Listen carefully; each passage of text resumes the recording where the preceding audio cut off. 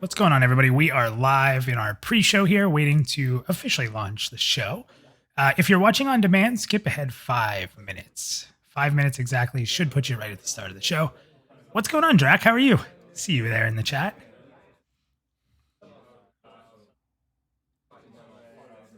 Give it a few minutes here, then we'll run down how to get on the show. I'm just enjoying a tasty beverage. Me and Nefel here are talking about dogs, so all is well there. What's up, Theric? How are you? Thorn Deep, what's up, man? How have you been? Happy to see you.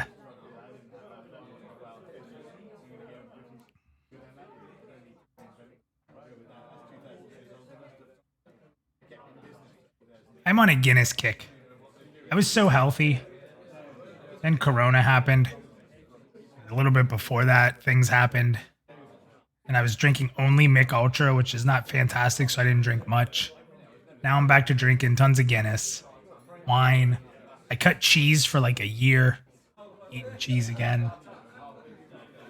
It's all downhill. It's all downhill from here, Drac.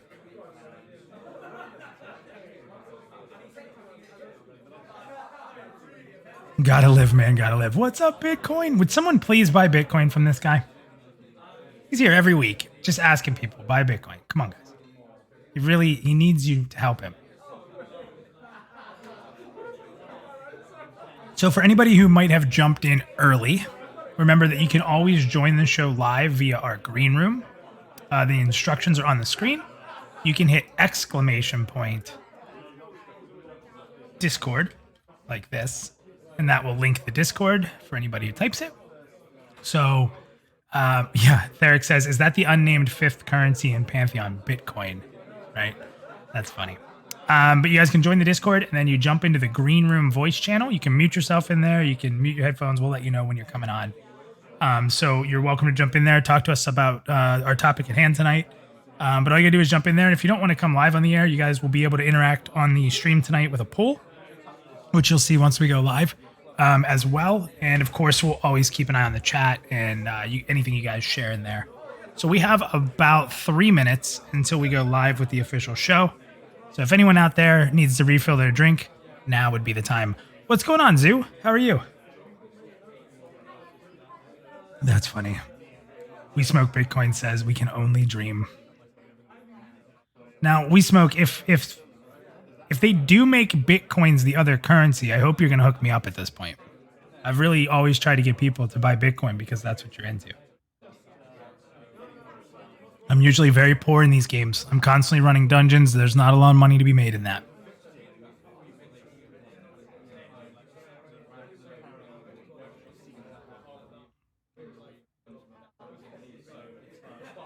Ooh. We are Nefel, we already have. Zeus says, please make sure you talk about cooldowns on craftable mats. That's actually an interesting bring up. Yeah, that is. We might have to go there. Yeah. Oh, Jen Foxy, I was crazy headache today. I had like 6 Guinnesses yesterday, before and during that stream. Tonight I'm just doing this one, and it's almost gone before the show even starts, so I'm a little sad.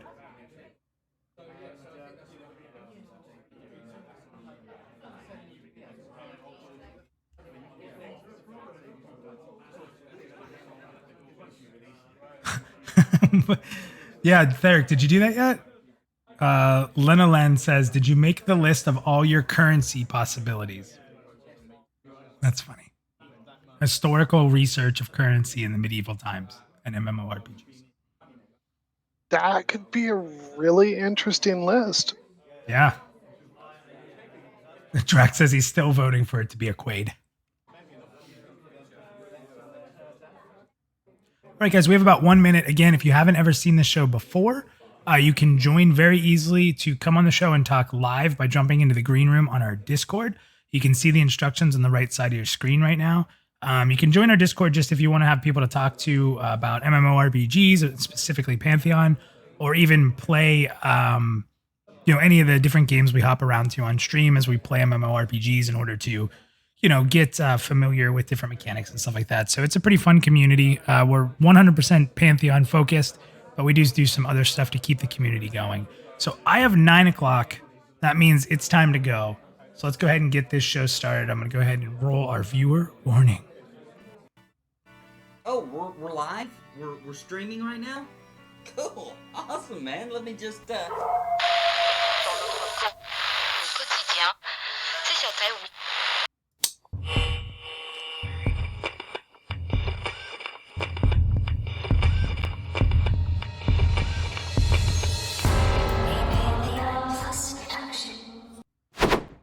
What's going on, everybody? Minus here from Pantheon Plus, and welcome to episode 34. I can't believe we have 34 episodes. We're almost going to hit that year mark here not too long from now. And tonight we're going to be talking all about crafting, which is something that if you guys have followed the show or know me, I am not a great crafter. I'm not going to lie. I do think crafting is important, and we'll talk about that tonight. But before we jump huge into the topic, I want to introduce my co-host tonight, who without him, I don't think I'd be able to do a show like this. So no pressure there, Nefel. But Nefel from PantheonCrafters.com. Nefel, why don't you tell people a little bit about yourself? Start with Pantheon Crafters and then maybe a little bit about your crafting experience and why you're so motivated by crafting. Oh gosh, I hope we have time because this could go on for a while. But love it. Fill the time. yeah. So let's start with Pantheon Crafters because I think that's a site that at least we hope will be more important for everyone as we learn more about the game. But many people that support Pantheon probably played EverQuest and probably remember from back in the day the site EQ Crafters, which was if you wanted to craft an EverQuest, that was where you went. To find out what recipes you could make, to get tips from other crafters on things, and even just to be part of the crafting community. EQ Crafters was where we all hung out. So what Pantheon Crafters is trying to do is to be that sort of site for Pantheon once it launches.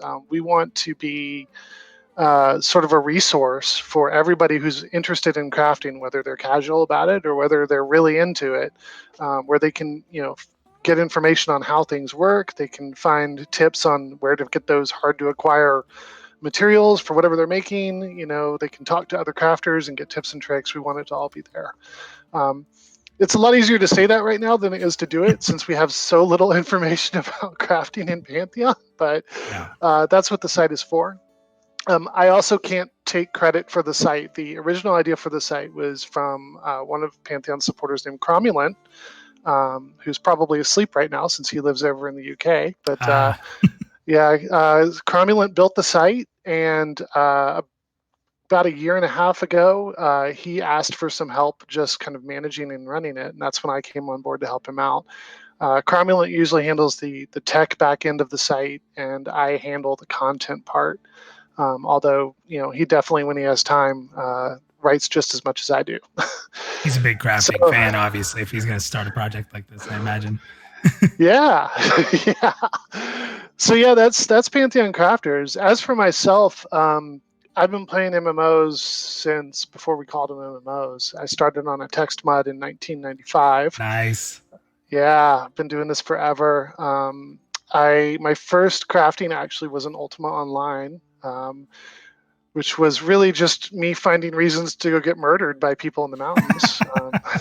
I've heard so many. I did not get to play Ultima, but have I heard so many horror stories about just getting griefed like crazy in that game. Oh yeah, it was great. I'd walk out of town, I'd go to the mountains, I'd mine some ore, fill up my backpack, I'd start walking back to town, and that's when they'd jump me because they knew I had a bag full of ore.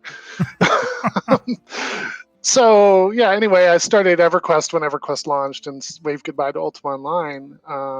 And then I did a lot of things in EverQuest, and I've played a lot of games since then. I've crafted in most of them. I don't want to bore everybody with the details, but I think the highlights, or I'll say the two biggest influences on me crafting-wise, I learned something from every game that I play, but the two that stand out the most are Star Wars Galaxies and Vanguard Saga of Heroes. Okay. Star Wars Galaxies was really cool for me as a crafter because it was the first game outside of probably Ultima Online where I had the ability to set up my own shop, which it was in a player house, but I could set up a store, I could decorate it, I could make sure that I had stuff available for people to buy. And it was really the first game that I had really played that you could do that in. Every game before that had been standing around, typing repeatedly in the shop channel to get people to buy my stuff. Yeah. So being able to, set up a shop and actually have people come to my shop where it was located in the world and buy stuff, that was really cool. And then Vanguard was, not to mention Star Wars Galaxies crafting system was pretty amazing. But yeah, I mean, Vanguard was before fun. you jump to Vanguard, I Yeah. actually have some questions about you, because I people know this at this point. I don't get in too much trouble, but every time I bring it up, I still do get a little bit of razz here. But I'm not a Star Wars fan. I know that's god awful amongst us nerds. But I had heard, I was playing a lot of WoW and EQ around that time period, and the thing I constantly heard about that game was how like crafting was the lifeblood of the game. It more so at the beginning anyway than even leveling and adventuring. It was crafting and making shops and building architecture and all these things. And I'd heard so many cool things about, like, there's a lot of games that have tried to do the player-based economy, the player-based market system like that. But I had heard that, for its time, that game innovated everything. I mean, is that pretty accurate? Yeah, they did a lot of really cool things. It was very much a sandbox game. So the point of the game, unlike, let's say, EverQuest, where you wanted to go out and level and adventure and do progressively harder and harder things, Star Wars Galaxies was about just living in Star Wars. And you could do that by like being a smuggler or a bounty hunter, or maybe you were a droid engineer. And everything was fair game. To make it work, what they did was, pretty much everything that you used was crafted by other players, with the exception of like starting equipment. If you wanted a better blaster, or you wanted later on you wanted a starship, or you wanted anything, you got that from another player who crafted it and sold it to you, and or who was a merchant and bought it from somebody else and then sold it to you. But it was it was that sort of sandbox style where we were all living in the world together, and nobody could do everything on their own. So everybody really needed each other. Like the crafters needed those combat players to go out and hunt the mobs and get the materials that they used. It was ambitious, and what it did was it created a really awesome community. But at the same time, the place where the game kind of fell down was that they really didn't have any sort of directed content for combat people to go do. So it was kind of all on one side.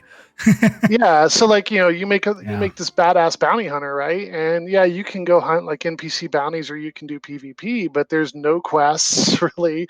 There's at best what you're doing is you're going out in the wilderness and finding like randomly spawned NPC pirates to kill, and after a while, like, it's really boring. Yeah. They tried really hard to address that later on, but that was the sort of the lesson learned there. They went full on sandbox. Which was great for the people like me who love to craft, but they neglected the adventuring side of the game, and that drove a lot of people away when it launched. Okay, that's pretty interesting. All right, so I kind of cut you off as you were jumping into the next game that you Vanguard, which, man, I've said so many times, I'm so upset that I didn't stick with that game, because I've just unfortunately had to learn a lot secondhand on that. But I'd heard that the crafting system was amazing in that game. What do you think made it so unique? So the big thing for me in Vanguard, I'll say this, in Star Wars Galaxies, crafting was an exercise in spreadsheets. It was all numbers. It was, I have these resources, they have these stats, and then I, do the crafting thing and combine the resources, and that determines the stats of the finished item. So crafting in Star Wars Galaxies was all numbers. Crafting in Vanguard was actually about having an encounter with the crafting station, like the same way that you would if you were a combat player having an encounter with a monster. So you went into it and you had abilities and skills that you could use, and you had your crafting tools and your crafting equipment.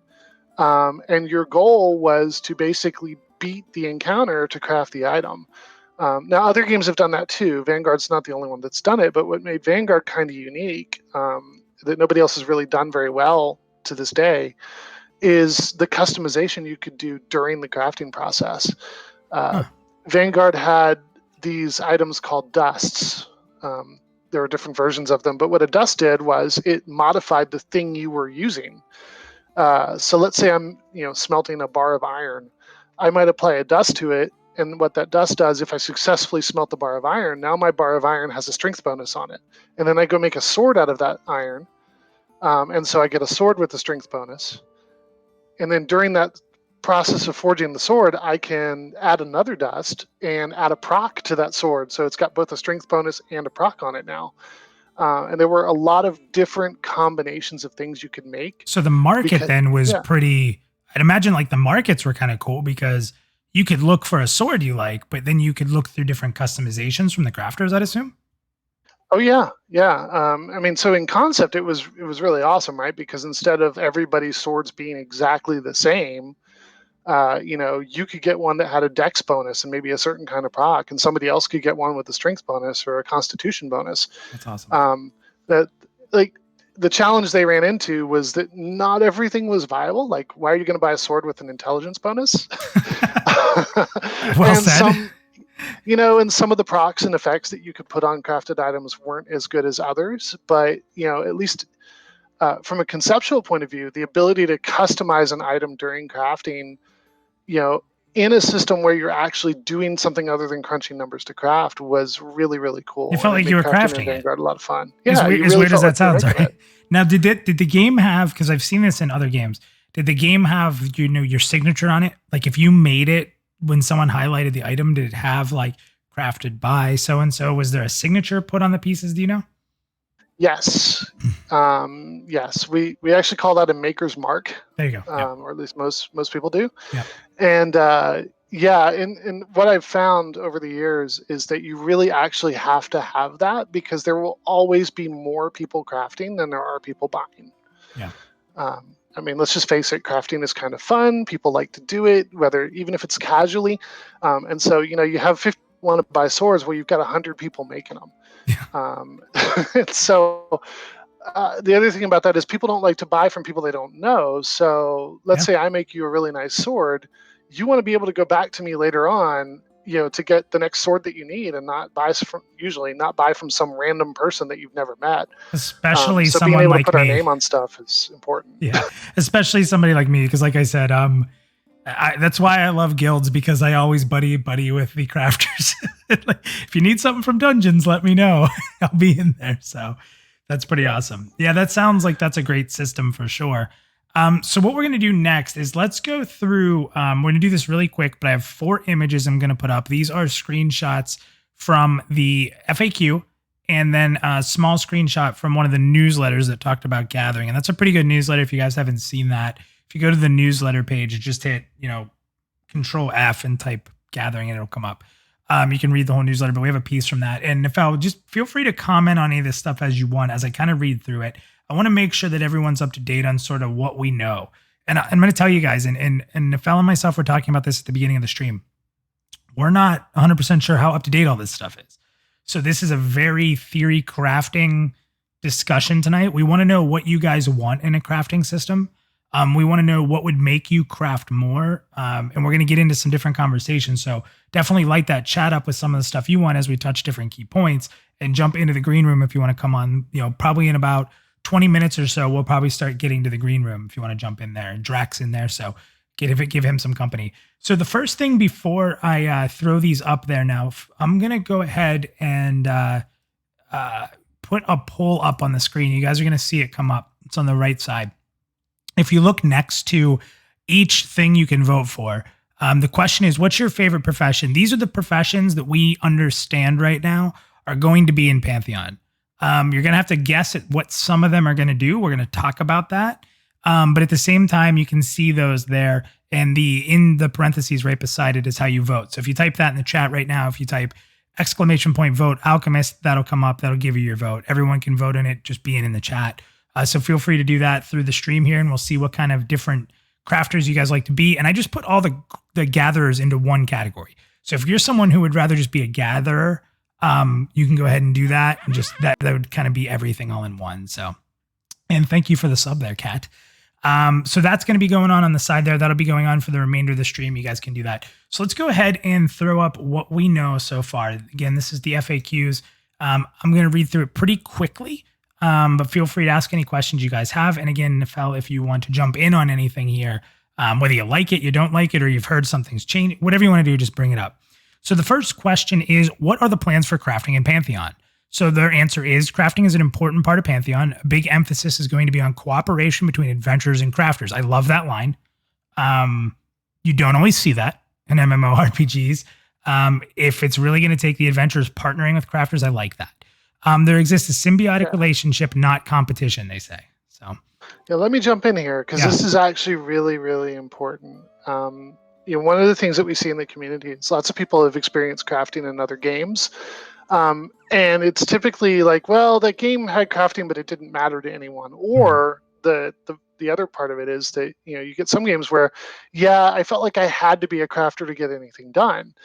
And so it's really important for Pantheon, and thankfully the team recognizes this, that there is that sort of symbiosis where you don't have to be one or the other. You can do this, you can do as much or as little as you want, and there's still that sort of economy that happens where the crafters need stuff that the adventurers are bringing back, and the adventurers need stuff that the crafters are making.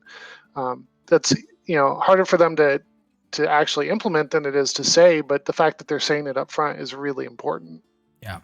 Yeah, and that is important because they need to be able to exist together. Like you can't be, how do I put this? The two sides of a player, whether you are an adventurer like me, or a crafter like you, or maybe someone who does both, or maybe you're both, we have to be able to help each other so that as an adventurer, I can find my guy. Kind of like you were saying with the names and the maker's mark. Like if you're my guy and you're my blacksmith and I need daggers and I know I can come to you, but I know I need to go get you some rare stuff, there just becomes this bond between the players. And I think anything that creates that bond or social interaction is very important. Take it a different way. Let's say that you're out there with your adventuring party and you take down a boss, and in that boss's treasure hoard, because now you killed the boss, you're rifling through his stuff because that's what we do, right? But maybe you find like a really rare gemstone or a rare, piece of ore or something along those lines, and you're like, I don't know what we can do with this, but I know who I'm going to go ask. I mean, that's ultimately what we want to see is, where who the crafters are and you have interactions with them, just like you might have interactions with like your raid healer. That's where we want to get to. Yeah, and I love that. And then also, I mean, you could get some pretty important crafting pieces to put on the auction house there. So for people like me that are broke, you can maybe get that way too if you're not in a guild that needs it, stuff like that. So it's really interesting. And I think that it's funny because we're like 2 lines into what they're saying. And I think we hit on what may be one of the most important things is the crafting system has to be important. And we'll get in. I'm going to tell some stories about my WoW crafting experience, and then we'll have people on to tell your stories or talk about what you like. And we'll talk a little bit about these different categories that we know so far. But the biggest thing for me has always been make it useful, right? Like, have you ever, this could be really off the cusp maybe for you, but have you ever played the game Monster Hunter, Nefel? Yes, I have. Okay. So I've always thought that the way you make gear in Monster Hunter would be one of the best ways to throw it into an MMORPG. Especially if you're fighting monsters. Like, why do they have swords on them? Why are they carrying armor? Right? Like, why do you kill a dragon and get armor that fits a gnome? I mean, I don't get it. So like to go and kill enemies that aren't humanoid and collect materials and take them back to upgrade your weapons or to path your weapons down different elements and things like that, I just think would be amazing. And I'm just surprised no one's really had a system like that successfully yet. But kind of an off-topic thing there, but I love how Monster Hunter does it. Really do. Yeah, well, I think there's room, right? And actually, I had some conversations with some folks on the team, I guess about a year ago, and that was one of the things we talked about was like, does it make sense for people to be looting raw materials, or does it make sense for people to be looting, finished items? And the reality is, you kind of need both. You need the occasional finished item because, I mean, you go do a tough fight in a dungeon and you get that really rare sword or, piece of armor, and that feels really good as a player. Like, that's important. But so you don't want to not have that happen, but at the same time, you don't need every single mob out there to be dropping piles and piles of finished items. So one of the ideas that was thrown around, and this was, this was at PAX West when we were talking about this with a few people from the team, but one of the ideas they were talking about was, hey, what if you might find like a broken weapon, or maybe an unusable piece of armor, and it's not usable now, but if you take it to your favorite crafter, and you collect whatever other materials are needed, maybe they can repair it and make it usable again. So I love that so much. I love that. It's some of that in between there, right? Yep. And like you said, what if and we're kind of getting sidetracked, but that's absolutely fine because that's what this show is. So the one thing that I would love is just like, okay, well, I want this really great sword, but to get there, I need to get this sword that's kind of a hard drop, and I need to upgrade it over time to get there. So I need to go farm X dungeon to get this sword. And then I need to take it and I need to get all these pieces from around the world and I need to upgrade it into its final form. I would just love stuff like that. I would absolutely love that. It would let you keep a weapon for a longer period of time, thus making your gear a little bit more meaningful, especially weapons. I don't know what it is for me about weapons, but having a great weapon that you live with is just, there's a difference between that and the armor for me. Maybe it's just because I'm a combat person, but just having that bond with your weapon always feels important. I mean, when you think of any of the heroes in any movies or any games, or you always think of their weapon, it has some cool name, right? Like Frostmourne. So, all right, let's go ahead and jump through this again. So with as many horizontal content paths as we have going here, you're going to want to seek crafters for very specific situations. Instead of having to farm for a specific piece of gear, it might be more beneficial to find a crafter with that recipe. So that hints a little bit that there's going to be some gear that you can get different ways. Is that how you take that too, Nafel? Yeah, I mean, conceptually anyway. Yeah. I think, and I'm just gonna say, I have a personal feeling like we've had conversations in the community about what should crafters make, and some people say, well, in order to be viable long term, crafters should really just be making like enhancements or augmentations or things that modify all the dropped gear, because we know that drops are going to accumulate over time. And then there's people like me who are like, no, I want to forge actual swords and make actual armor, like finished pieces that people wear. You can't be a blacksmith if you're not making a weapon or armor. I mean, you just can't, right? Yeah, exactly. So, the reality is there has to be a balance. Crafters need to be producing some original pieces on their own that they can turn around and sell or give to people. At the same time, there needs to also be loot that's coming, finished items that you loot or you get as rewards for whatever content. And then there really should be everything in between, from finding that lump of ore that a crafter can turn into something, to getting that broken sword that the crafter can repair, or even potentially, finding that strange medallion that can be cleaned up and have things added to it over time that turns into an artifact that you're wearing later on.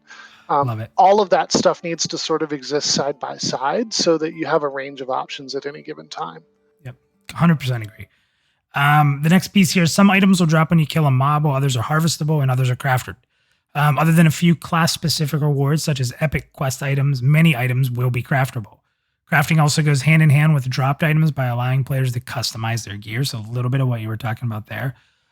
Players can also bring items to a crafter to customize and tailor to their specific needs.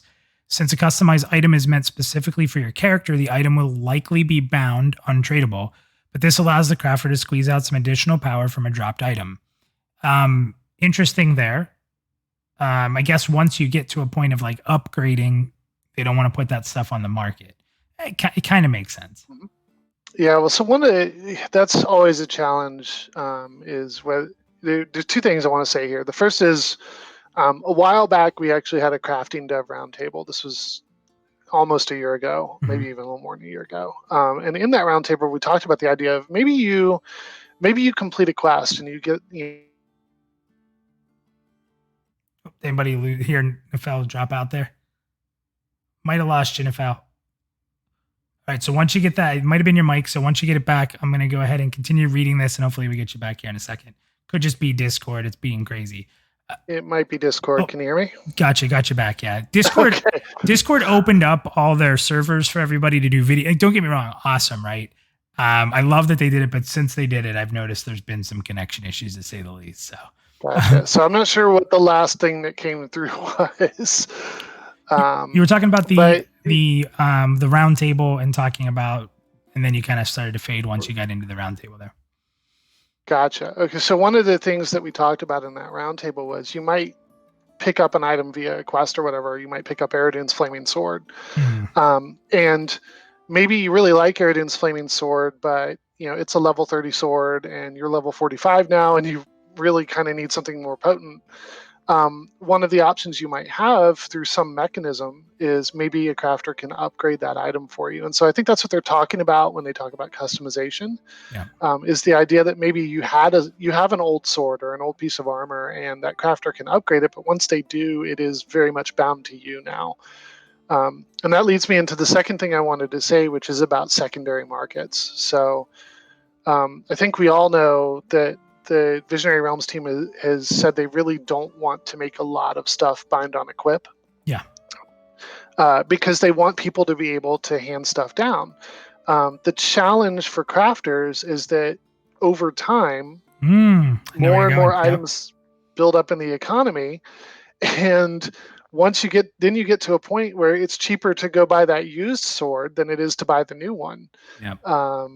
And so there has to be some mechanism to either prevent that stuff from being sold on the secondary market or to pull it out of circulation so that there's still a demand for new items to be made. That's actually a really good way to do it, maybe, is just, you can craft that special item, but then when you want to put enhancements on it, you're going to bind it to yourself. So once you make that weapon special to you, then you can't get rid of it. But if you have it in its base crafted form as a crafter, you make that sword with int for some reason, and then someone really wants it. As long as it's the base form, they can buy it. Now they can also hit that crafter up and say, hey, can you customize this for me? And once it's customized, it's off the market. It's not a bad idea, actually. And a couple people in chat have said that they want to see item decay. I don't know how I feel. Yeah, so item decay is really hard. Like, on paper, I support the idea of item decay because it makes a lot of sense. But the challenge is finding a rate of decay that people can live with. Because in order for it to really have an effect on the economy, you have to be a little bit aggressive with it and have stuff decay fairly quickly. But nobody likes having to go repair their sword every day or multiple times a day. So it's tough. It's really tough to find a good balancing point for item decay. Yeah, then there's and I think it's BDO, where if you upgrade your weapon, you lose endurance on it. So your overall endurance means it's going to break more often, where you have to go get it repaired. Like maybe you have 100 endurance, but if you upgrade it, it goes to 90. If you upgrade it again, it goes to 70. So eventually you could upgrade it to the point where it has 10. Now you can get that endurance back, but to do it, you have to get the same item and sacrifice it to itself. And that's actually not a horrible system. It's horrible in BDO because it's hidden behind Cash Shop. So it's not phenomenal, right?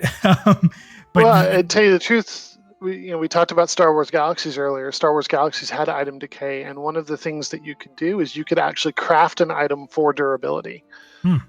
So you could make, if you wanted to, you could sacrifice a little damage or a little speed or whatever to make the item that you were crafting more durable and able to take more punishment. Yeah, that's interesting. What are you going to sacrifice to get rid of the inconvenience? I mean, I think the biggest thing for me is like, if you get that great item, that really rare item, the last thing you want to do is have it decay. That's rough. Like if decay is fine, but if we're talking decay and destroy, because if we're talking decay and destroy, that's heartbreaking. You get that legendary items. That's really tough to manage. I'm not saying it can't be done. It's more of just, I don't know anyone's been able to do it really well yet. No, nobody has. I do fall back on Star Wars Galaxies, where if you're gonna have an item decay, you better be able to take that old item and put it on the wall of your house. This is the one we killed back when I was a young lad. This is the sword I killed. That's right. Because that way it's not just gone. You don't really want to go use it in a fight anymore, but you can still look at it and remember all the good times that you had with that sword or that gun or whatever. That's awesome. Yep. And guys, if you didn't see, Theric just linked pantheoncrafters.com. Definitely an awesome site to go to if you're a fan of crafting. Get the discussion going there. And as news comes, that's going to be the first place to find it, no doubt. So definitely check that out. So that's kind of it for that first question. What are the plans for crafting? That gives you guys an idea. The only thing we didn't read there is that it is going to be possible that you could later break down an item into components. And they also added to that a little bit recently where they said you might be able to take an item and sacrifice it to get a new item or put it towards a new item through a quest series or materials. So that's an interesting concept. I do like that as well. So the next one here, can I just craft and avoid combat? So it says here, to some degree, although special crafting areas require some significant combat effort to reach, players who are both adventurers and crafters will benefit greatly from being a masters of both. I think that's fair. And we kind of touch on a new thing there with crafting too, that there's going to be special areas that you have to go to craft certain items. I like that a lot. What are your thoughts on that? Well, we've actually seen one. So Yep. if you think back to the Anvil. streams that VR has done, the Forge in Amber Fate Yep. is one of those places. And I am I can be a pure crafter, right? I can sit in town and make stuff all day long and put it up for sale, and as long as that's a fulfilling experience, I'm usually happy. But I also think it's better for the game if you force those crafters to actually get out of town and go adventure, at least a little bit, even if it's just tagging along with another group so that they can get to the forge or to the whatever crafting station in the special place. It's important that you don't have crafting relegated to a bunch of people that just sit in the city all day long. There needs to be multiple reasons, I would say, to push people out of their comfort zone and to get them to go play the other parts of the game. That's a great and I would point. say this. It's a great point because a a lot of this game's being designed to push us out of those comfort zones. And that's for everyone. That's the adventurers. That's the solo players. That's like you just brought up crafters. There's a lot of examples where Pantheon is trying to push people out of what we've comfortably become to know as I hate the terminology, but everyone knows it, the modern MMORPG. There's a lot of things they're doing to, make it uncomfortable. And the interesting thing about that too is you need a guild. If you're a crafter, there's nothing better than being in a strong guild that can take you to where you need. And that guild's going to want to take you there because you're going to be equipping them. There's such a good relationship there for guilding. Well, think about it this way, right? If you think about like the stories that like the TV shows and the novels and the movies that you read that we're sort of emulating with these games, there's a certain type of, I'll call it a quest, where you need to forge that legendary sword, and in order to do that, you need the ore that's only found on top of the mountain where the dragon lives. Now, you're the blacksmith.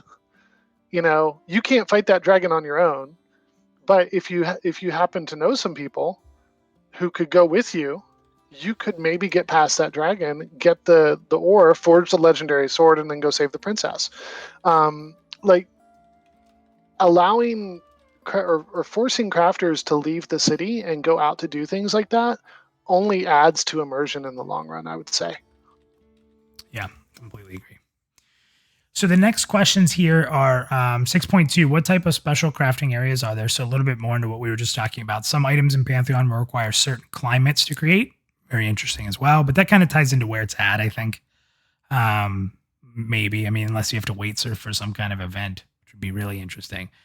Now that we know how climates work, that makes a lot more sense than it did when it was first posted. Right? Yeah, geez, that was put on that website how long ago? Which is crazy. So for example, located in Amber Fate is the Anvil. So we just talked about that. A naturally occurring region in the zone, a scorching environment inside a frigid environment. Crafters will be able to acclimate to the scorching environment and eventually use the anvil for crafting. So tying the acclimation system into being a crafter is also part of really making that adventurer side of them come out a little bit more. Yep. Definitely. Yeah. The next one here, are there plans for secondary ancillary skills like fishing? Yes. Secondary skills like fishing are fun and something different to do, perhaps during some downtime. And we've already seen in streams in the spellbook, we've seen the fishing. So it's Here's the funny thing about fishing, and I've learned this over the years, that You won't see them on forums, for the most part. Like, you won't hear them. They don't do their own streams and stuff. But there's a group of MMO players that absolutely have to have fishing in their games. We're seeing it in chat here. Stands in fire, fishing. Theric says you got to have it. He's an elf. I mean, I love Theric, but sometimes he doesn't. I think he thinks a bow and a fishing rod are the same thing, but I don't know. So I mean, the guys at VR should recognize that if they don't have really good fishing, they're going to be in trouble. So. I have a funny fishing story. So if anyone played WoW, there was that Stranglethorn Vale fishing tournament. And one of my buddies only played one character his entire WoW career. And I'm talking a long time. He only played a hunter, had 0 alts, played it every single day and only played that character. And he was going for the salty achievement. It was all these fishing things. The only thing he had to do was win that contest, which isn't easy. And so my role was he was fishing and I was running and standing on people's baubles so they couldn't click them. Just being annoying to all the fishers. They're all yelling at me and moving away, and I'm running to them while he's just trying to fish up the biggest fish. It was hilarious. But yeah, it's funny. I have said so many times with almost every gathering that, today I'm going to take a break and I'm just going to gather all day. I'm going to get my skill up. And I last 20 minutes. I'm like, where's the next dungeon? Well, one of the reasons I think that fishing is actually important to people is because in most games, fishing actually has some gameplay associated with it. It's not just clicking on a node. Yeah. Whereas so many games, gathering is like, I'm going to run around and click on trees or rocks or whatever. Yeah. But fishing is a little more involved. Different areas have different things in them. There's rare items to fish up. Yeah, the weather matters, and so having a little bit of that complexity is what makes fishing fun for people. And I actually feel like that's something that we should be doing for the other gathering professions as well. That's a good point. So I'm sure we'll talk more about that. One really funny story about fishing for you that I need to share. A few years ago, I got talked into trying Final Fantasy XI, which I didn't play when it came out. And so I'm in the newbie city, running around, and there's a quest at the docks, and this guy's like, I want you to go catch 10,000 carp. It doesn't matter what kind of carp they are, just bring me back 10,000 carp. And I'm, my eyes are bugging out of my head. Like, you're kidding, 10,000 carp? But it's a real quest in that game. And 10,000? Wow. Yeah. How long did that take? Carp. I never finished it, but I heard that people in the original game worked on it for years. I couldn't even, if I came across that quest, I'd destroy my fishing rod. That's crazy though. That's awesome. I'm sure there's tons of people that did it. That's incredible. Yeah. I mean, it awarded some kind of special legendary fishing rod or something. Yeah. It better do something real good. Just imagine something of that scale. Here's a quest to go get 10,000 of something. That's awesome. And then Thorndeep says here, and as a reward, you end up getting 1 copper. Oh my gosh, I'd be furious. So the next thing here that they put on the site is 6.4. Will there be crafted or player housing? This is an interesting one we'll jump into when I finish this here. Housing isn't currently planned as a release feature. Doing housing properly is a big deal. We don't want instance housing, thank God, or open world housing where urban sprawl takes up half the world and people can't find a place to make their home. Also, thank God. Post-launch, we are looking at some ideas that affect gameplay, such as outposts that guilds can set up in areas appropriate to their level, and other players could visit the outpost. When they are done, kind of like the Wild West, you can pick your wagon up, move out of the outpost. And again, this is a post-launch feature. Do you like player housing? Oh, yeah. And I have very strong opinions on how it should be done. Yeah, let me have them. Let me hear it. Yeah, so, I mean, I told you that a big influence on me was Star Wars Galaxies, and one of the reasons for that was the ability for me to set up my own shop in a house and to be part of a player city. I also, in Vanguard, we had housing neighborhoods out in the open world that I really liked. I mean, there wasn't much point to them, unfortunately, because the game wasn't finished, but just the fact that you would go off into the wilderness and you might come across a player town out there was a really cool idea. And so what I would love to see for Pantheon is if you sort of combine those two systems where the houses exist in the open world, but they're spread out in different towns and villages. that are player run. So it's not an NPC town that your house happens to be in, but it's actually like a little player town, and maybe the players in that town have done some things to build a tavern or set up a merchant or things like that. And maybe you're out adventuring in the area, and it's a place where you can stop off and resupply that's run entirely by players. Or throw your coin in the bank. Guys, Yeah, coin weight? No, I'm kidding. That's but the challenge with that is, in order to make that work, you have to have lots of land area. Because otherwise you get that urban sprawl, which was what killed Ultima Online for a lot of people, where you leave the NPC city and then you have these rings of houses just everywhere, covering every available speck of land. So you have to do something like have preset neighborhoods to make it work, and that just requires a lot of space. Yeah. And I know that the other part of that, there's a lot of mechanical considerations, like if the inside of the house is not instanced, like how do you handle the client trying to load all that stuff whenever somebody comes nearby? All the special things they've built, all the things on their walls. Yeah. Yeah. So that's one of the reasons why I think the team is right to actually wait on housing. It's something that doesn't necessarily need to be there at launch. And I would much rather that they took the time to do it right, even if that means like adding a whole new continent where the housing is, than try to shove something half-assed in there. Yeah, it's interesting. I've played. Somebody brought up Twisted Pixel says player housing is a real big in Final Fantasy 14, and I had a house there. We had a guild house. It was okay. I felt like the problem I had with the player housing in that game was that it pulled a lot of people away from the cities, a lot of people away from like the gathering areas to make a city feel like it was booming. And then there was Arcade, which I played quite a bit. And Arcade, you had to have a house because you had to farm. If you had a house, you could build a house for storage, or you could just use the land that you bought to just, farm. And the problem was it was the same land most of the time. So if you wanted to put a house up, you had to get land, and getting land. When I tell you guys how much of a nightmare, anyone who's played Arcade, you know what I'm talking about when it launched in the States here. But like you had these little like real estate signs. And if once all the property got bought up, because it did, you would have to go around and look, and you would notice that certain houses were being foreclosed because people weren't paying their taxes on it. Because you had to pay every so many days, you had to pay, like with the sign you walk over to and pay. So what happened is it'll say like at this time, it'll go up for sale.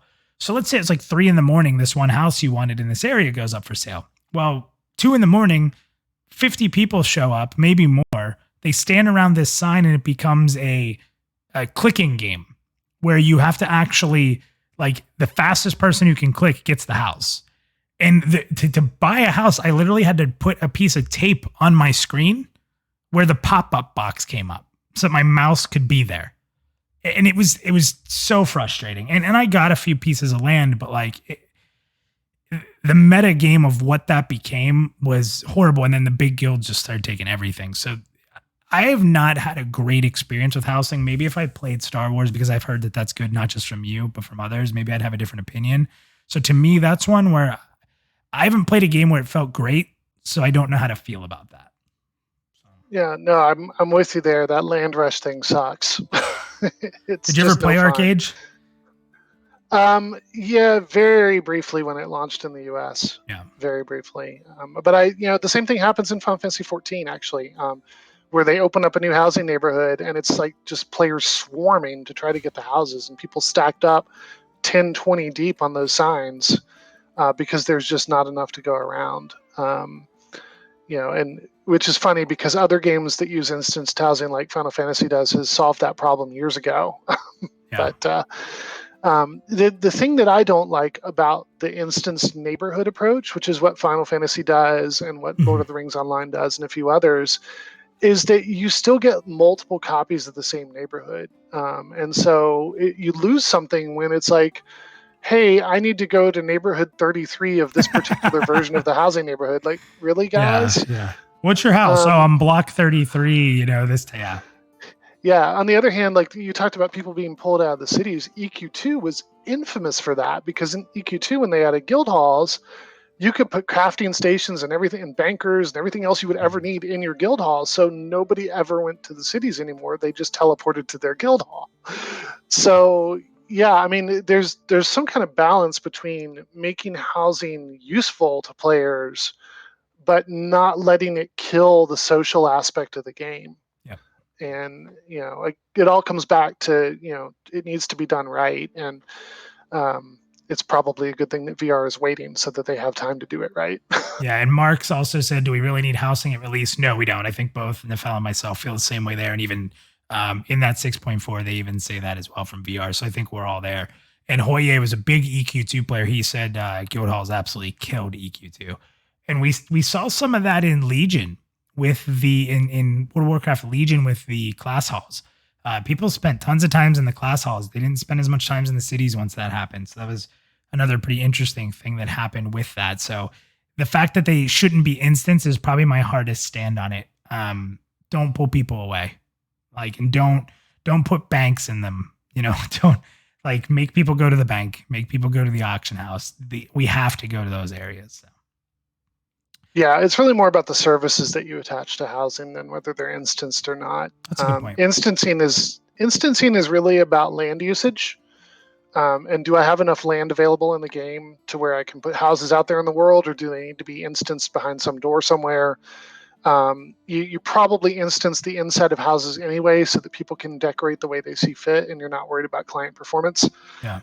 But it's really services that are what pull people away. So if I can be self-sufficient in my house and I don't have to go to the bank and I don't have to go to the market and I don't have to do all these other things, then awesome, that's great for me. But now nobody ever sees me because I'm always in my house. Yeah, it's like we are now. It's like permanent COVID. Oh my gosh. Yeah. Yeah, I don't need virtual COVID. No, thank you. Please, no. I don't want to acclimate to COVID. So we have a few people here. Shepto said he agrees with Hoye. The Guildhall's killed EQ2. Erikai says, hot take, no housing. Turnhorse says, I'm pretty meh about housing. I want an RPG heroic simulator, not a reality simulator. Turn, you don't want to get home and have your significant other yell at you for being out too late in the dungeon? I think that would be phenomenal. No. Let's see here. Malsarin said, as a crafter, I want a big project to work towards, and I would rather it be a ship than a house. That's interesting. I've seen a lot of good games do ship crafting.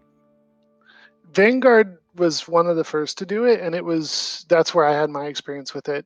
And it was awesome because it took multiple crafters to do. I mean, yeah, maybe if you had a bunch of alts, you could do it all on your own. But the reality is most shipbuilding was being done by groups of friends or by guilds. And it was great because everybody contributed something. Like your carpenter was contributing the planks that made up the hull. Your blacksmith was making the metal fittings. Your weaver was making the sails. And it was this big project that took a lot of organization, a lot of resources to make it, and it was just a lot of fun for crafters to be able to work together on things like that. Vanguard also, the houses and the guild halls themselves were crafted in the same way. So you might you got the plot of land, but then you had to go build the house on it. Yeah, that's awesome. See, I like that kind of stuff, like the really big group projects. And someone else had said they want to do a big project like that. I'm sorry, they just said for the boat. I think that's a really cool idea. And if there's enough water play and there's enough travel that involves boating, then that's phenomenal. I would love to be able to jump on a guild boat.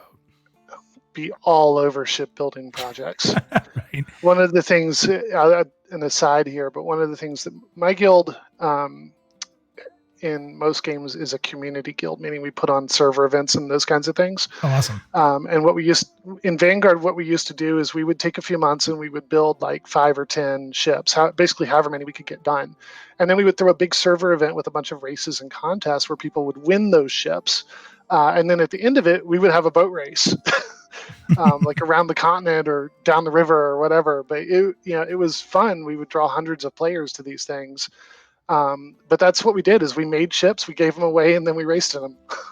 That's awesome. I'm just throwing out don't forget to vote, guys. We do have the vote running. You see it on the screen on the right there. You have to type out the full exclamation point vote space, then whatever you want. You'll see it right next to it. Make sure to type it correctly, and that will get your vote in. We have 17 people so far who have voted. Looks like Alchemist is the most popular right now, but we'll jump into those in just a minute. So the last little piece on this part here is tied to it. We talked a little bit about like the economy versus it, but they just kind of reiterate here that having a player-driven economy is an important part of Pantheon, and we want to have heavy focus on player-to-player trading. Items need to come in and out of the economy regularly, which we kind of talked about there. Keeping items scarce and adding item sinks to give reasons to donate or sacrifice your items will be important to the game, with some exceptions: quest items, epic items, crafter customized items. Almost everything in the game will be tradable. We want exotic items found in the world to be very valuable elsewhere, which is kind of neat. So the last piece that we have here is from the newsletter. So this one I just threw in here. There's a really good write-up here in this newsletter. And like I said, if you just go to the newsletter page and don't click on any of them, just hit Control F and type crafting or harvesting or gathering, it'll bring this up. But this just ties into the gathering pieces that are down there. We just kind of tossed all into one. This is fishing, gathering, mining, skinning, and wood cutting. So they kind of just talk about this, and something interesting here. It says, as a fledgling harvester, you'll start off looking for your first tool for each skill. So there are going to be tools required, which I believe is also very Vanguard, if I'm not mistaken. You had to have the tools to do it, right? I'm pretty sure. Yeah, you did. Vanguard actually might go further than Pantheon does, because Vanguard had a progression of tools as well as other equipment like aprons and gloves and boots and things that you would wear. And there was a progression to it, just like you progress your adventuring equipment, you would progress your crafting and gathering equipment. Final Fantasy 14 does that as well, yeah. I think, if I remember right. They do, yeah. So it's, it'll be interesting to see how far Pantheon goes with that. But, my opinion is the more the better, right? I love progression. And so tell me that I need to upgrade my tool periodically or go get a new apron periodically. I'm down with that, but not everybody agrees. We'll just have to see. It's funny because even WoW did that back in the day with the enchanting rods. I remember how hard it was to like get the next level of an enchanting rod back then, just so you could do the next upgraded abilities. And like they didn't do it with much. For some reason, that's the only one I remember like really being important. But that enchanting rod was a huge point of being an enchanter, which was obviously also very made a lot of money enchanting. A lot of money throughout most of WoW. So I do like that too. To me, if you give me progression and you give me gear to farm or make, that will probably bring me into being a crafter more than not. So the other reason that I like having a gear progression for crafting and gathering is that those items are typically crafted, which means that you're creating circulation in the economy where now that blacksmith actually needs the outfitter because the outfitter makes his apron, and the outfitter needs the blacksmith because the blacksmith makes the tools. That sort of interdependency, we're getting things from other crafters that directly make you better at the crafting you're doing is, that's all positive. So the other thing it says here is, luckily there's a few paths available. Many NPC settlements will have harvesting related vendor ready to sell you beginner tools. You'll also find harvesting related NPCs that let you complete quests to receive tools. Or if you're the type that likes to kill everything, you know who you are. You may find NPCs that drop them as loot. One other source of harvesting tools is to have a woodworker, stonemason, or blacksmith craft you one. So that's interesting. So if they're going to do the tools, yeah, you're right. Let's get some gear or at least some pieces that would help you become a better crafter. I'd be all for that. So that's kind of what we know as far as what VR has given us. And Drac and Theric, we will get to you guys in the green room here shortly. We've had really good conversation now. I really appreciate talking what we have so far. Let's run down these. Give me your opinion, and you're not going to be held at gunpoint here if this is theory in some of this. I'm going to run through the professions. Tell me what you think those are going to look like, what those professions are more than likely going to be crafting in your thought, and with what we've gathered so far. So let's start with Alchemists. Where do you see the Alchemists in Pantheon being? So Alchemist is interesting because there's different ways that people can go with it. We know that there's going to be some potions and things like that in the game. Basic utility items that you carry around with you, maybe like a potion to cure poison or a potion of levitation or something along those lines. And we should expect some of that. I think what I don't want to see is where you have 5 different versions of each potion, that are affecting different levels, because why do I need a potion of lesser levitation and then a potion of greater levitation? That doesn't really make sense. Yeah. Because the But the market other will place- die on the low stuff. I mean, exactly. it might be cheap, but then like you said, is it going to be cheap to make? So that's the Yeah. problem. So the other place where I see Alchemists actually having a big role to play is supporting rogues. Yeah. We know from the class description that rogues are going to have various sort of alchemical tricks that they use during combat. And I think it would be awesome if alchemists were making a lot of the things that rogues use. Now, there has to be a balance there. We can't make rogues completely dependent on alchemists. Yeah. But let's say you're playing a rogue and you want to get a couple of fire flasks to use when you're in the dungeon.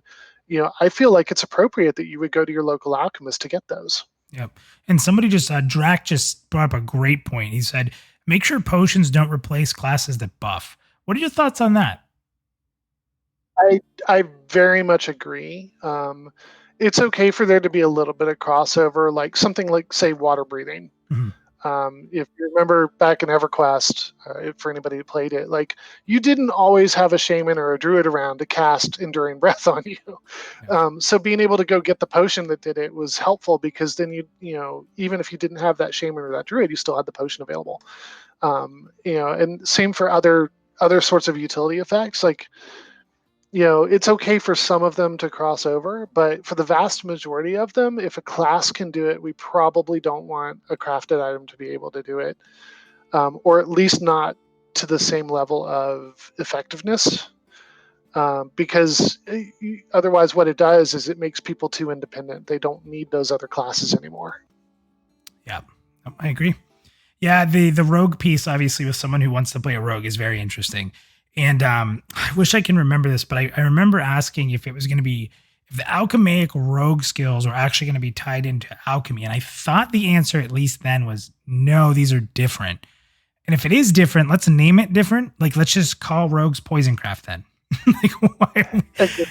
Yeah, and that was the answer back then. Now, whether that's changed, I have no idea. But yeah, originally they did say they wanted to make it something that every rogue could do, without them also having to be an alchemist. I don't hate the reliance, though. I don't hate the teamwork that could be relied there if it's worthwhile.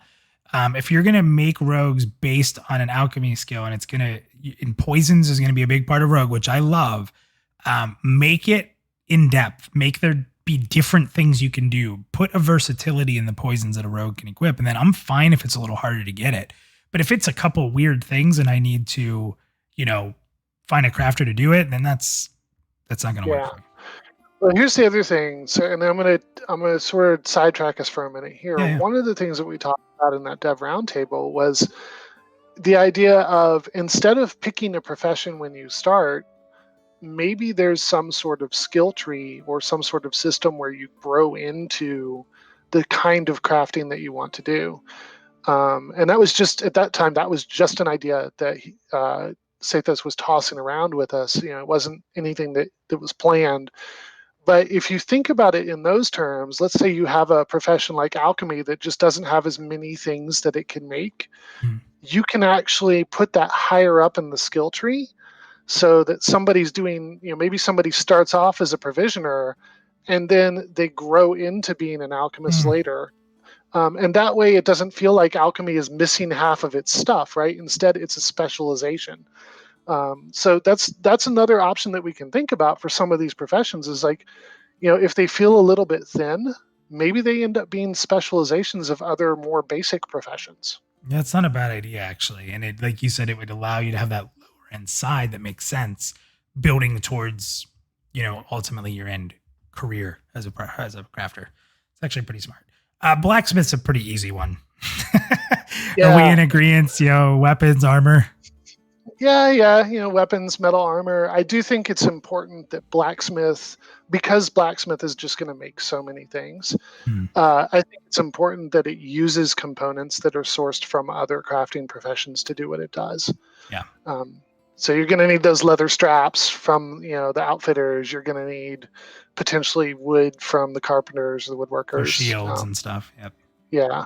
Well, metal shields, wood shields, I guess. Yeah, the blacksmith's always been, if I do craft, it's always been blacksmith. And I'll sidetrack us for a second here as well. In BFA was the first time I ever struck riches with crafting.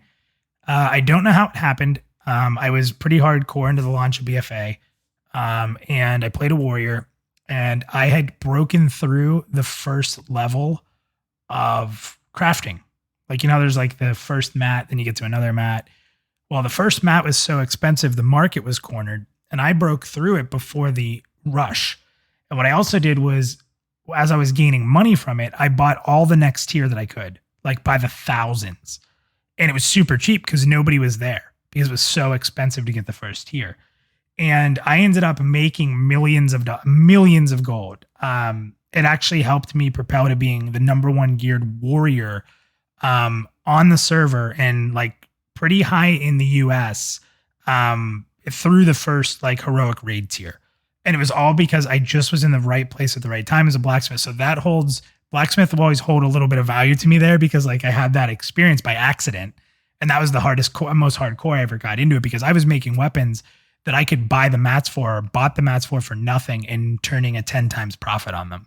And it was crazy. And you don't see that much. And it died pretty quick. But I was able to get just tons and tons of gold when the market didn't have anybody else offering it. And that's the kind of stuff I like. But then the problem is that stuff was cool for, a couple weeks. And then that stuff was all worthless. And that's kind of what we were talking about earlier. Like there has to be value to what you're crafting. Sustainable. Yeah, and it can't just go away as soon as everybody else is crafting it. So yeah. It's awesome that you were able to do that, though, because a lot of people never get that kind of opportunity, especially if they start a game late. Mm-hmm. One of the things I have a big pet peeve about designing systems that are going to hurt players who start the game later. Yeah. And so that's one of the things I think is really important, that whatever VR does for itemization in the economy, that it still works for people that join the game 3 years in versus the people that started at launch. Yeah. So I agree with you. I think Blacksmith it's going to be interesting because like you said, it's going to be a lot. You can see chainmail, weapons, and plate all be involved in there. It's interesting. Woodworker. What are we going to see out of Woodworker? That's an interesting job. Yeah, so Woodworker, I mean, on its just for adventuring stuff, it's pretty limited, right? Like bows, arrows, maybe wooden weapons like staves and clubs. There's just maybe shields, things like that. There's stuff there, but Woodworker feels just a lot smaller than say Blacksmith does. Just if you just limit it to weapons and armor. Where Woodworker gets interesting is when you actually add that housing system that we talked about. Yeah. Or boats, at some point in the future. Yeah. Because now all of a sudden woodworkers are in huge demand because they're making a lot of the materials that are used or the furniture or whatever for housing. Another interesting thing, and I'm going to tangent us again here, but I'm a big proponent of making crafting a part of the world. Mm-hmm. Yes, it's there to promote interdependence between players and to support other players, but crafters should have things that they go out in the world and do, PvE content, if you will, for crafters and gatherers. And so one of the ways that you can actually make Woodworker kind of more fleshed out is by giving them content out in the world. Maybe they're out there helping to build fortifications or repair bridges cool. Or things like that. Part of events.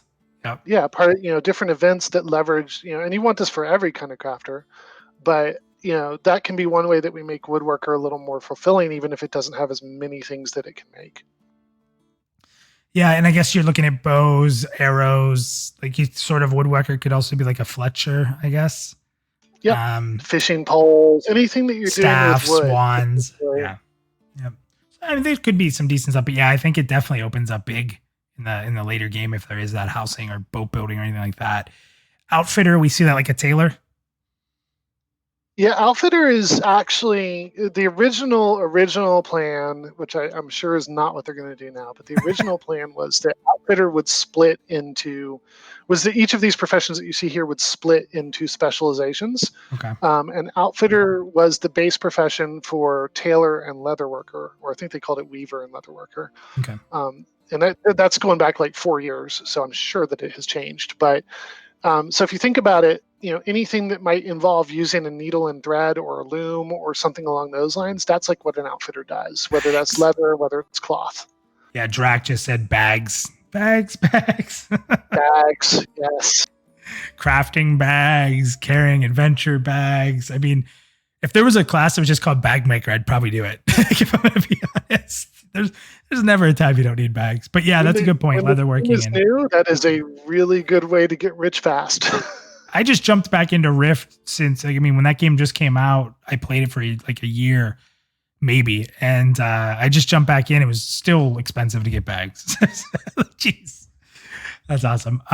Let's see here. So Provisioner, this is interesting. Is this like the cook? Yeah, this is food and drink, and potentially also like camping supplies or something. But think of Provisionary as the big consumable creator. Mm-hmm. They're making the things that you take and then you use up while you're out in the field. Provisionary has the potential to be very interesting, since a few months ago the team confirmed that food is going to work more as a buff item than as something that you have to have. So instead of it in your bags, yep.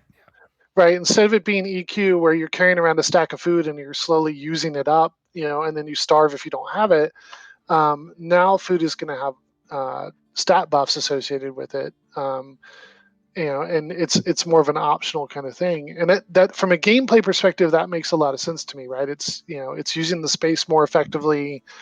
You can do some interesting things with it.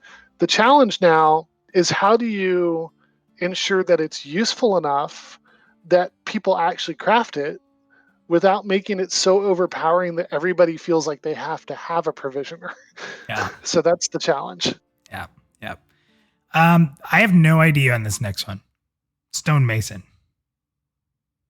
So Stonemason is actually, at least as it was originally described, it was more like the jewel crafter or the jeweler that you might see in other games. Okay, so when you think stone, you can think like diamonds and that kind of stone as well.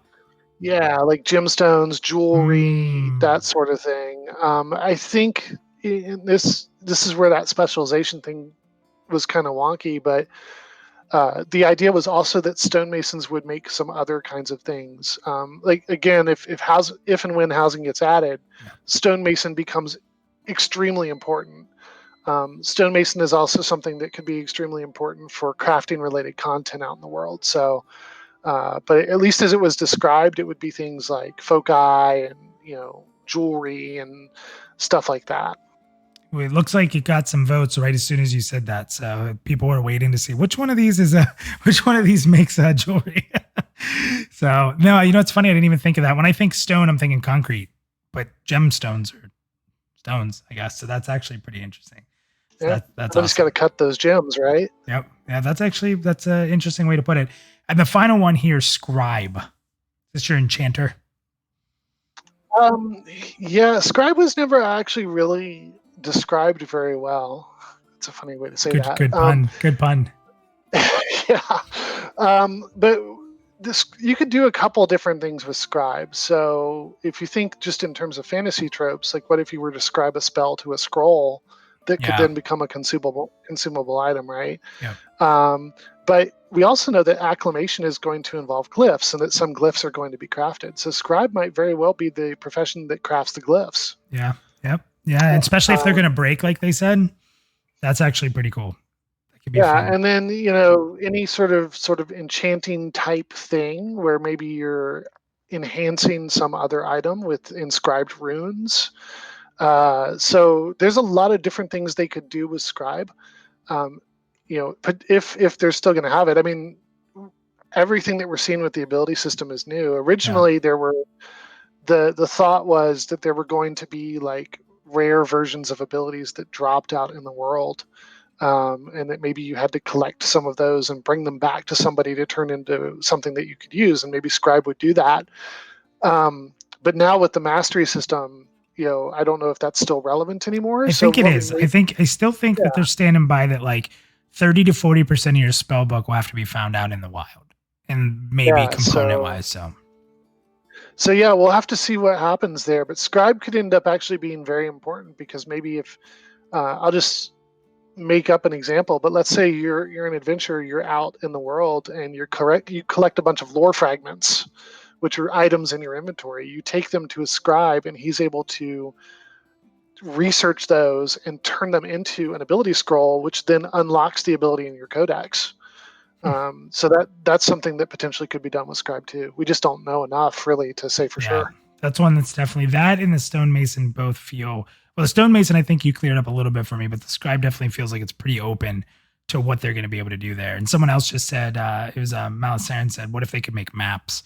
I think having in-game player-made maps would be the coolest thing ever. And you could get different maps where people are pinpointing certain things and drawing it differently. Oh my gosh. And could you imagine if you were really good at making maps? Like people are like, oh, I need maps by so-and-so.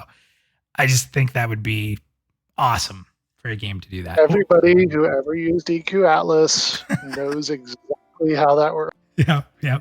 Somebody said, LOL, fake maps. You can just make maps that are fake and sell. You imagine you buy a map on the auction house, like, what is this?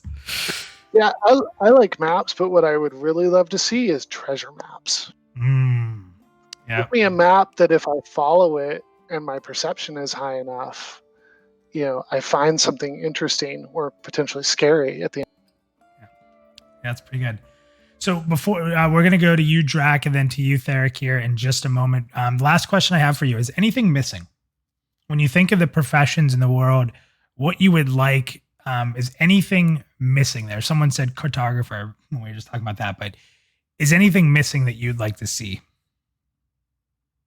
At least as a starting point, no. I think, what we have here actually covers all of the basic starting points and then some. Mm-hmm.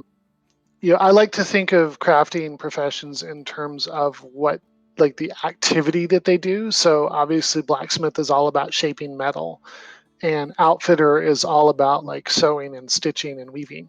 And so if you look at all the professions, it's kind of hard to come up with a crafting activity that isn't covered in them.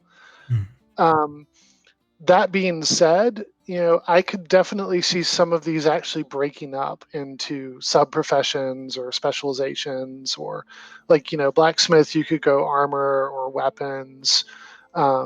So I think there's actually room for them to be split apart a little more than they are, but I don't think anything is missing necessarily. Okay. And have they said, I thought I saw this, but are you going to be able to have multiple professions? Are you going to, I know you can have all the gathering, I think. Are you going to be able to have all the professions, or do you need to lock into just one? Have they said anything on that yet?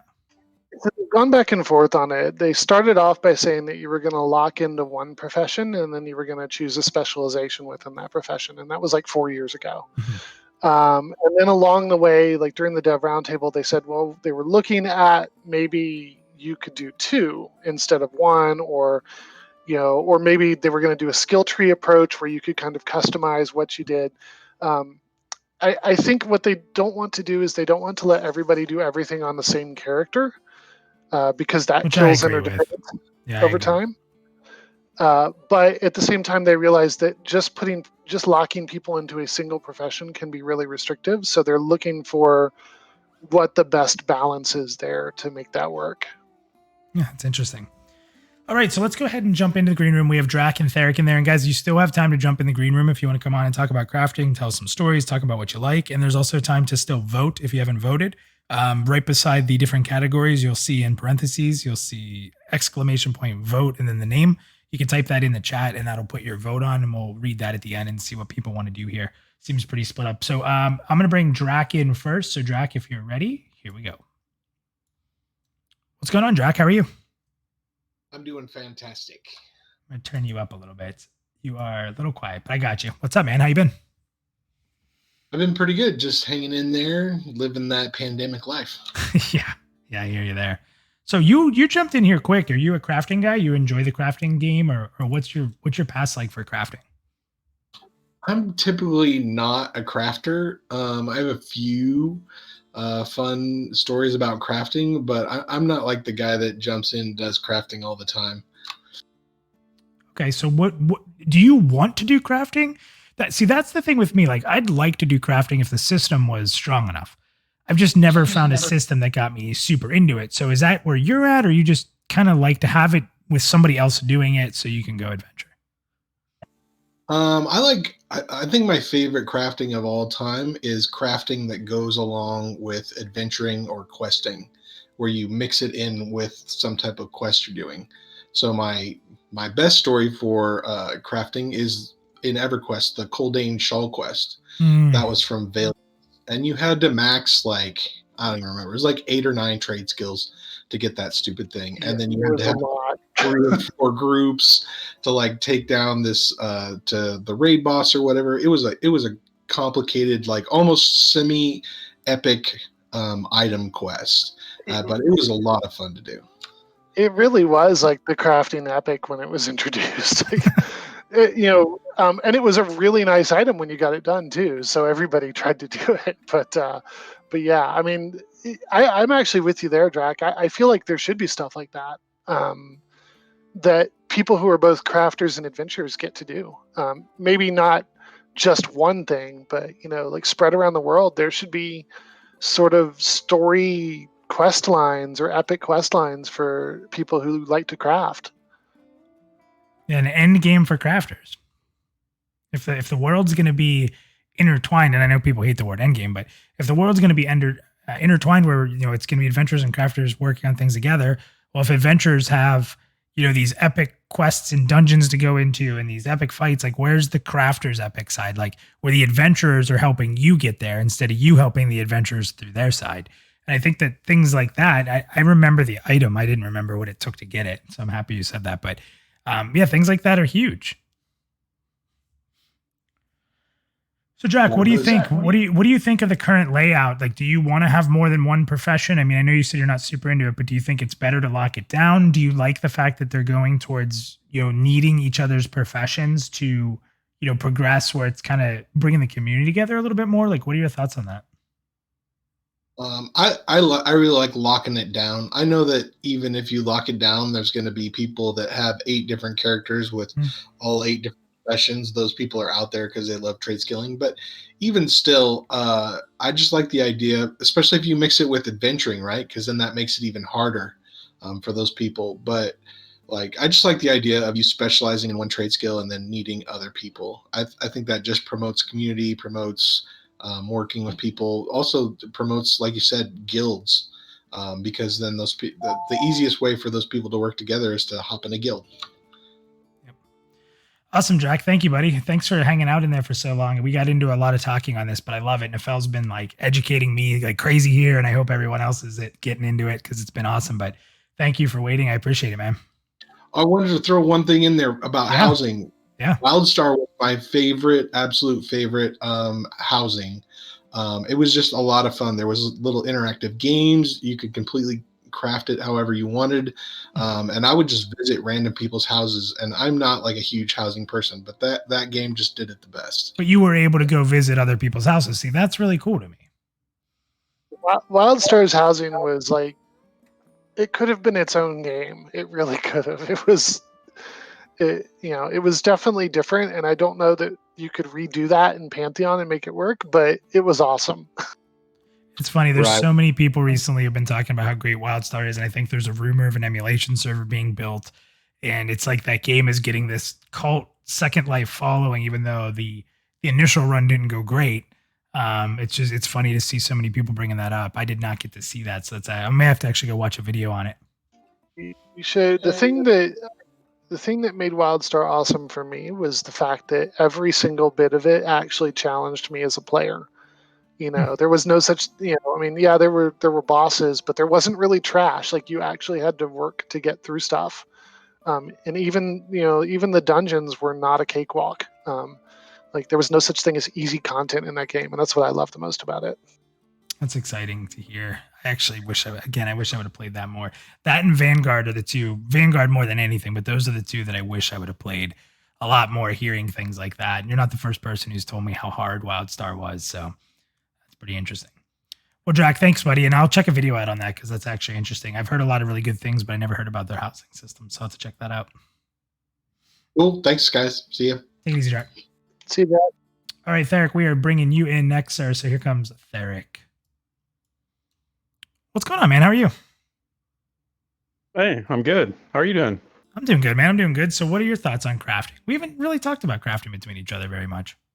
Yeah. No, I think I'm much more of a crafter than you are, and just listening to the conversation tonight and Nefel, like, just you have so much knowledge. Just listening to you talk about it just gets me so excited for crafting. Um, I look at it as two sides of the world. Like, they talk about worlds, not games, right? And to make Pantheon into this world and not a game, and I really feel crafting is the other half of the equation, right? Like, you've got the adventuring and crafting, and if you have one but not the other, you don't have a world, right? So crafting is very important to me from that perspective. And there's a lot of MMOs out there that have no crafting systems, or like really just sort of tacked on crafting systems. Like, we've been playing Rift, and I haven't done a lot of the crafting in Rift, I have to say, but to me it seems there's not a lot to it. Maybe I'm just not seeing it There's yet, not. but It's No. very wow, but it's very wow. There's really not. yeah, okay, so it's not just me, because I started fishing in Rift, and I was like, ooh, this is fun. And I'm like, this is really not that fun. It really, there's nothing to this, but yeah. So a lot of games look at No, go ahead. a lot of games look at crafting as something for you to do when you're not adventuring, and so they design it from that standpoint. Like, hey, this is just here for people to have like something to pass the time with when they're waiting on their guild to log in or whatever. And it can be fun for a time, but there's just so much more that you can do with crafting. And so once you've played a game that actually does that actually makes crafting really a part of the world, it's hard to go back to that other kind of game because it just feels so wrong. But the other thing I wanted to say, you talked about, and I'm a firm believer in worlds, not games. I mean, ever since Brad first said it, crafting is one of the most obvious non-combat things that you can do in an MMO. But there are others as well. And so when I'm talking to developers, which I occasionally get to do, I try to make sure that I talk about non-combat gameplay in general. So crafting's a big part of that.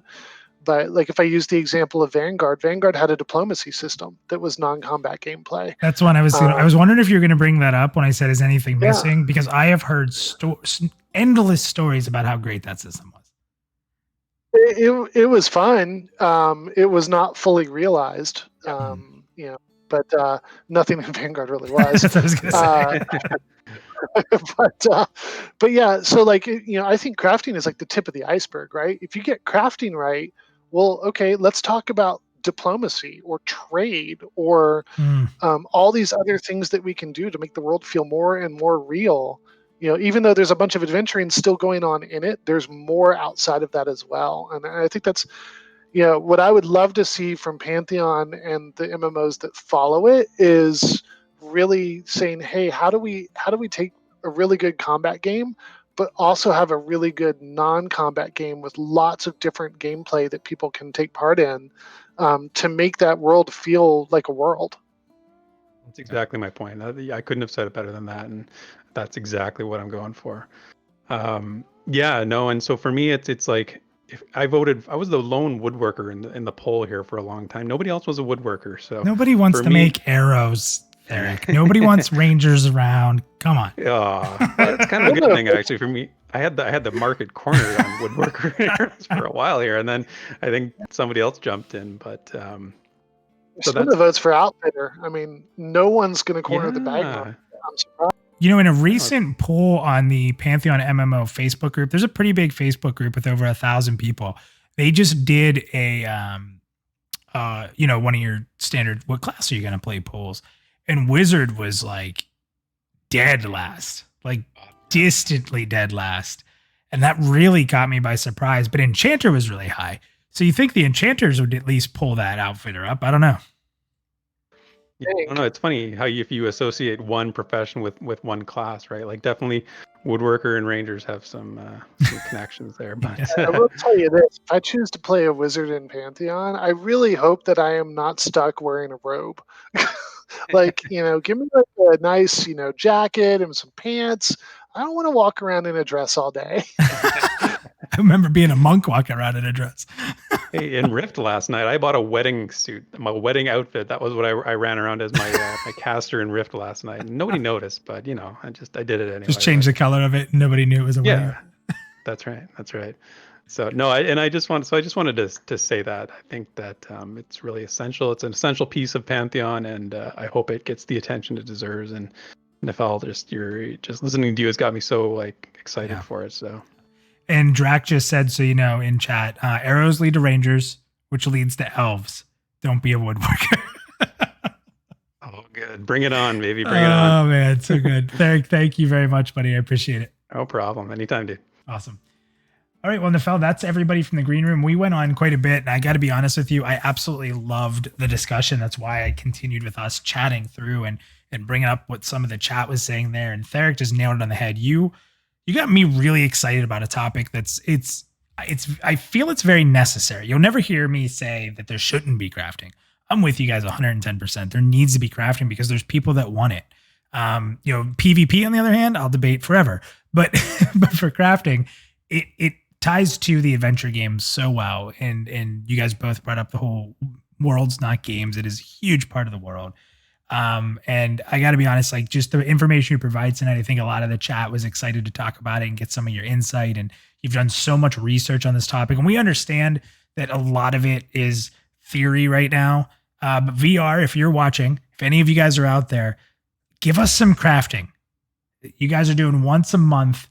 I know it's still a lot in process. Give us an update. Tell us a little bit right now. Like a little bit. So I do thank you very much for all your time tonight, Nefel. And it was an awesome time chatting with you. Do you have anything before we go? I mean, I think I would echo what your request of VR there. I mean, there's a lot that goes into making crafting work in the world. And I know that one of the things that they've recently just done is sort of figure out what stats should look like for characters. And obviously that plays into itemization, which plays into crafting.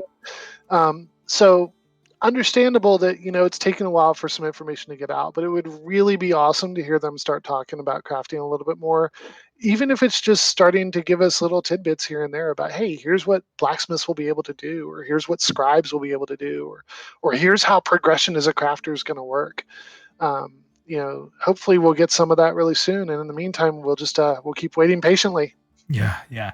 And a couple people were asking, what is the website that you're a part of? It is pantheoncrafters.com. No spaces, no anything in between, just pantheoncrafters.com. You guys can jump over there and sign up. They're doing a lot of theory crafting. Any information that comes out will be heavily added into there. You guys will see the link that Theric just put into the chat. Please do me a favor. Please, if you follow us, we're nothing without the community around us. People like Nefel, who's running this crafting site, and your Basgrams and your Nathans and Micah and VOT, supporting everyone in the community helps us all. So if you guys are into crafting, please do me a favor, go check that out. You can sign up pretty easily and get some conversation going. They welcome it and it'll be a good time. So Nefel, once again, thank you, buddy. I really do appreciate it. This is one of the first times me and you have talked for any extended length. We've had some backdoor conversations talking about some other stuff, but this is the first time we really got to sit down and talk, and I enjoyed it, man. I hope we'll see you again. Yeah, this was awesome. It was great hanging out. I'm happy to come chat with you guys anytime. Awesome. Well, guys, that's it for tonight. Right on schedule. Perfect. Awesome community stuff in the chat there. Thanks to Theric and Drac for coming into the green room. And Orsic, thank you very much, buddy, for the subscription there. Really do appreciate it. Thank you guys. Have a great night. And next week, we'll see you again for Pantheon PlusYou. And I believe we're going to be talking about deep stats. We're going to dig into that shaman stream and really get into the numbers there. So thank you, everybody. Once again, don't forget you can join our Discord to be part of the community, play games with us. And don't forget that Pantheon is a crowdfunded game. Every little bit helps. So there's a little link there to go to the join page. If you have any questions about pledging to Pantheon or concerns, jump into our community and everyone there will be super happy to talk to you about any questions or concerns you have with pledging or donating towards the game. So thank you guys. Appreciate it very much. Have a great night and we'll see you next week.